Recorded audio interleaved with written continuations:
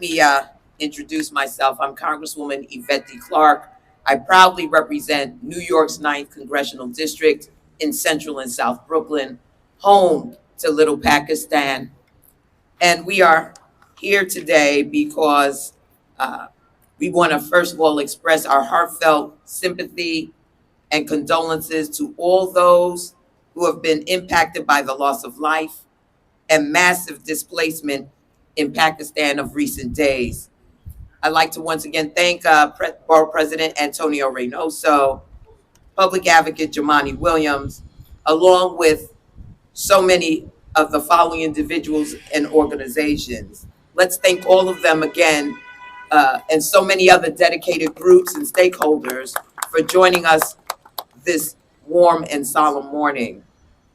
We have each convened here today because of the unimaginable scale of tragedy currently striking at the heart of a nation and people so dear to all of us.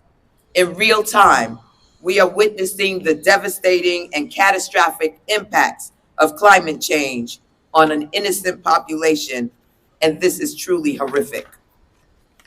With more than 1/3 of the world's fifth most populous nation completely overcome by an overnight ocean, with more than 1,000 innocent lives, precious lives already confirmed as lost, with millions of homes destroyed and tens of millions of people displaced, never to return, we cannot, must not, and will not turn a blind eye to the hardships the Pakistani people are currently facing. Now more than ever, America's collective humanity must shine through. Today, I am proud to announce that I've joined with several of my colleagues in Congress to demand the Biden administration sees that it does not.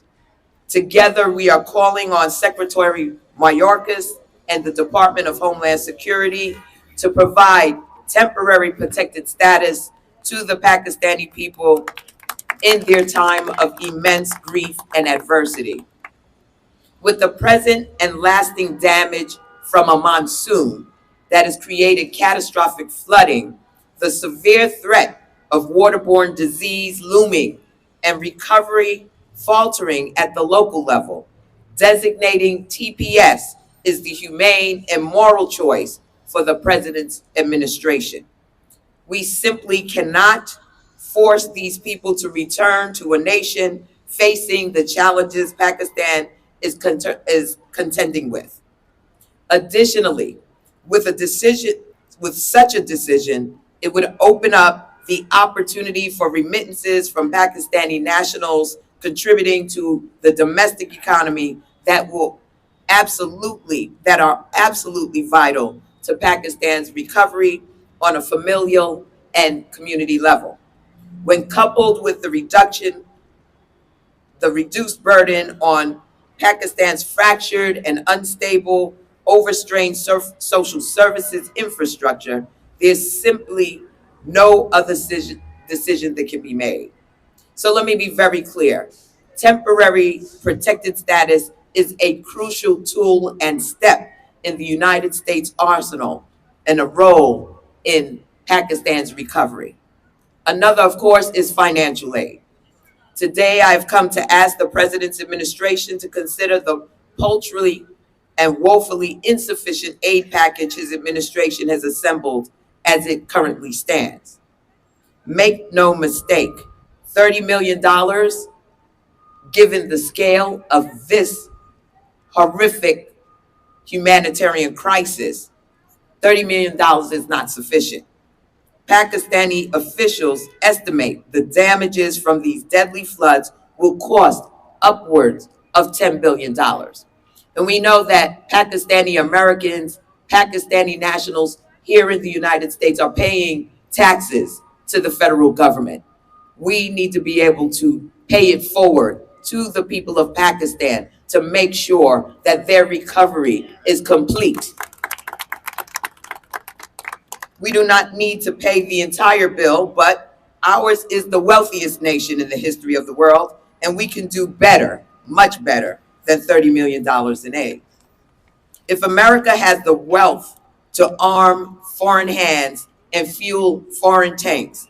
We have the resources to feed and shelter and protect foreign babies. Please understand, while this situation may seem like a nightmare to those of us living our comfortable lives a world away, for the people of Pakistan, there's nothing but their desperate reality.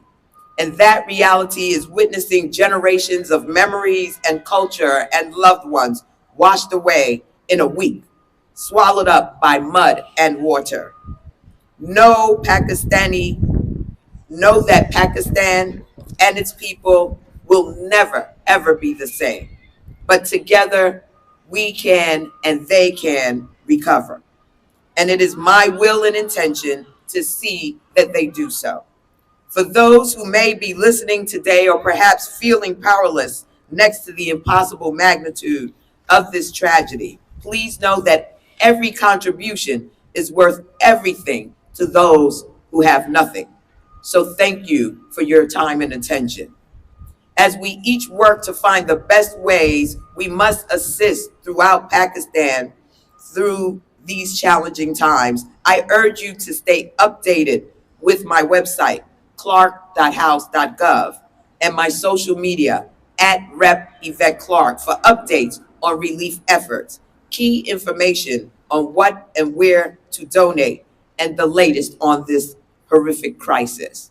We need for the Pakistani government to request temporary protected status. That's all that's required. And I'm sure that our Consul General, Aisha Ali, will be able to get that transmitted to the Biden administration. We have already begun the process on our end, and that's all that's required. It's only a matter of days once that communication is received by the United States government to establish temporary protected status. And let me just close by saying that, yes, we are the wealthiest nation in the world, and that's why it's important that we take the lead on this. This is a massive scale, catastrophic occurrence, humanitarian crisis in Pakistan, and I think that the U.S. taking the lead will also be a catalyst for other nations, European Union, and others